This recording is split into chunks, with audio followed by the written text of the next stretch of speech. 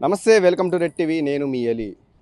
నెల్లూరు జిల్లా వెంకటేశ్వరంలో ఘటన మరొక ముందరే మరో ఘటన నెల్లూరు జిల్లాలో చోటు చేసుకునింది. అయితే ఇలాంటివి అన్నీ జరుగుతున్నాయి, కానీ అధికారులు పోలీసులు వాళ్ళకి చెప్పినా కానీ పట్టించుకొని పరిస్థితిగా ఉంది. అయితే ప్రస్తుతం నెల్లూరు జిల్లా చింతరెడ్డిపాలెం దగ్గరలో ఉన్న ప్రాంతంలో ఈ ఘటన అత్యాచారం అనేది జరిగింది. అయితే ప్రస్తుతం వాళ్ళ తల్లిదండ్రులు మనతో ఉన్నారు, వాళ్ళతో మాట్లాడదాం. అలా చెప్పండి, అసలు ఏం జరిగింది? సార్, మా పాపకి 16 సంవత్సరాల వయసు సార్. మా పాపని గోడ పెంచిలి అనే అబ్బాయి పాడు చేశారు సార్. ఆ అబ్బాయి ప్రోత్సాహంతో కూడా ఇది జరిగింది సార్.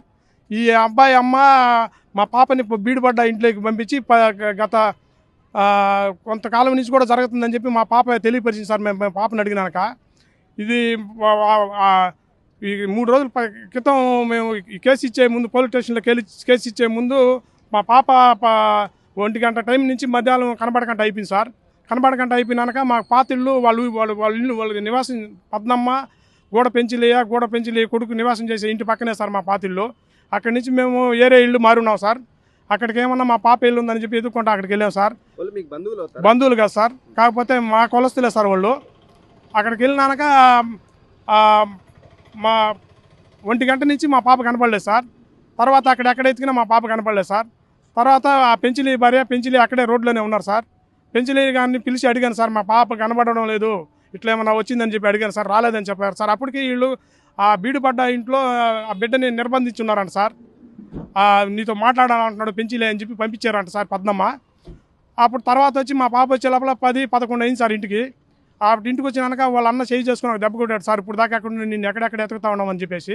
తర్వాత కొట్టినాక ఇట్లా గోడ పెంచిలి ఆ అమ్మ పద్మమ్మ ఆ పక్కన వాళ్ళ ఇంటి పక్కన బీడుపడ్డ ఇంట్లోకి ఆ గోడ దాటి పంపించింది మమ్మల్ని. ఆ ఇంట్లోనే ఉండండి, మిమ్మల్ని మళ్ళీ వాళ్ళు మీ నాయన ఎతుకుతా ఉండరు, మళ్ళీ వాళ్ళు వచ్చారంటే మిమ్మల్ని చూసేస్తారని చెప్పేసి అక్కడ వాళ్ళని నిర్బంధించిందాడు సార్. తర్వాత మా పాప ఇంటికి వచ్చినాక ఆ అబ్బాయి పాడు చేశాడని కూడా చెప్పింది సార్.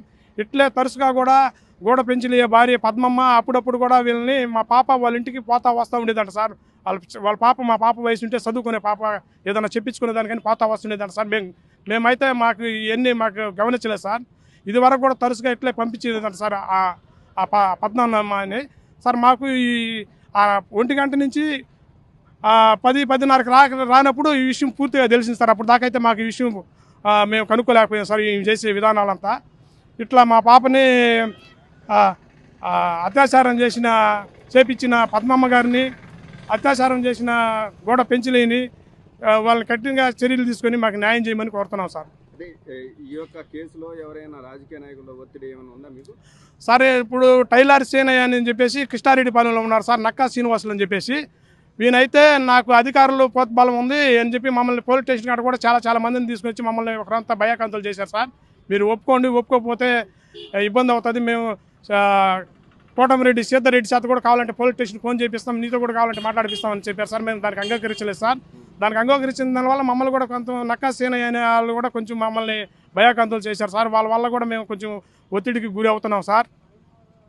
అయితే మీ ఎమ్మెల్యే కోటమిరెడ్డి సీతారెడ్డి గారు సార్, మా ఎమ్మెల్యే కోటమిరెడ్డి సీతారెడ్డి గారితో కూడా మాకు అండాదండలు ఉన్నాయని చెప్పి వాళ్ళు మమ్మల్ని ఒత్తిడి చేసి మమ్మల్ని భయపెడుతున్నారు సార్. సీతారెడ్డి గారికి ఏమంటారు మీ మీడియా ముందర?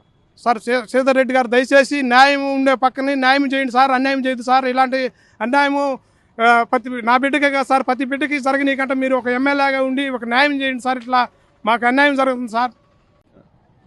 నెల్లూరు రూరల్ పరిధిలో మైనర్ బాలిక మీద ఆమె 8వ తరగతి చదువుతున్నప్పటి నుంచి పలుసార్లు అత్యాచారం జరిగిందని చెప్పి ఆమె ఇంట్లో కుటుంబ సభ్యులకు తెలియజేశారు. ఇప్పుడు ఆమె వయసు 16 సంవత్సరాలు. గత 3 సంవత్సరాలుగా ఎవరైతే అక్యూజ్డ్ ఆమె పైన పలుసార్లు అత్యాచారానికి పాల్పడ్డాడో ఆమెతో ఆయన అంటే ఆ అబ్బాయి వాళ్ళ అమ్మ కూడా దీన్ని ఎంకరేజ్ చేస్తూ వచ్చారట. ఎంకరేజ్ చేస్తూ రావడంతో పాటు ఫైనల్గా మొన్న బ్లాస్ట్ అయింది ఈ సబ్జెక్ట్ అంతా కూడా. మొన్న ఒకరోజు వాళ్ళ ఇంటి పక్కనే ఉన్నటువంటి పాడుబడిన ఇంట్లోకి మా అబ్బాయి నీతో మాట్లాడాలంటున్నాడు, నువ్వు ఒకసారి ఆ ఇంట్లోకి వెళ్ళని చెప్పి ఈమె అమ్మాయితో మాట్లాడి లోపలికి పంపించారు. అక్కడ మధ్యాహ్నం 1 గంట నుంచి నైటు 10:30-11 వరకు కూడా అక్కడే ఉంచుకున్నారు. పలుసార్లు అత్యాచారం ఆ సమయంలో కూడా జరిగింది. ఈ విషయం అంతా కూడా నెల్లూరు రూరల్ పోలీస్ స్టేషన్లో బాధితులు వాళ్ళ కుటుంబ సభ్యులు వచ్చి కంప్లైంట్ ఇవ్వడం జరిగింది. అయితే పోలీస్ వారు ఎవరైతే అక్యూజ్డ్ ఉన్నారో వాళ్ళని రక్షించేటటువంటి ఒక ప్రయత్నం జరుగుతుందేమోనని వీళ్ళు ఆందోళన వ్యక్తం చేస్తున్నారు. ఎందుకంటే వాళ్ళమ్మ ఎవరైతే ప్రోద్బలంతో ఈ యాక్టివిటీ అంతా జరిగిందో ఆమె ప్రశాంతంగా బయట ఉన్నారు. అతన్ని మాత్రం రిమాండ్కి పంపించారు, ఆమె మాత్రం బయట ఉంది. మేమైతే ఒకటే కోరుకుంటున్నాం, ఇలాంటి దాంట్లో నిర్దాక్షిణ్యంగా దీనికి ఎవరైతే పాల్పడ్డారో వాళ్ళని, దానికి సపోర్ట్ చేసినటువంటి వాళ్ళందరినీ కూడా ఖచ్చితంగా కఠినంగా శిక్షించాల్సిందే. ఈ ప్రొసీజర్ ఫాలో అవ్వాల్సిందే. వాళ్ళ అమ్మని లేదా ఇంకొకరిని ఎవరైతే సపోర్ట్ చేస్తారో వాళ్ళని ఎవరిని కూడా తప్పించడానికి వీల్లేదు. తక్షణమే వాళ్ళను కూడా రిమాండ్కి పంపించాలని చెప్పి మేము కోరుతూ ఉన్నాం.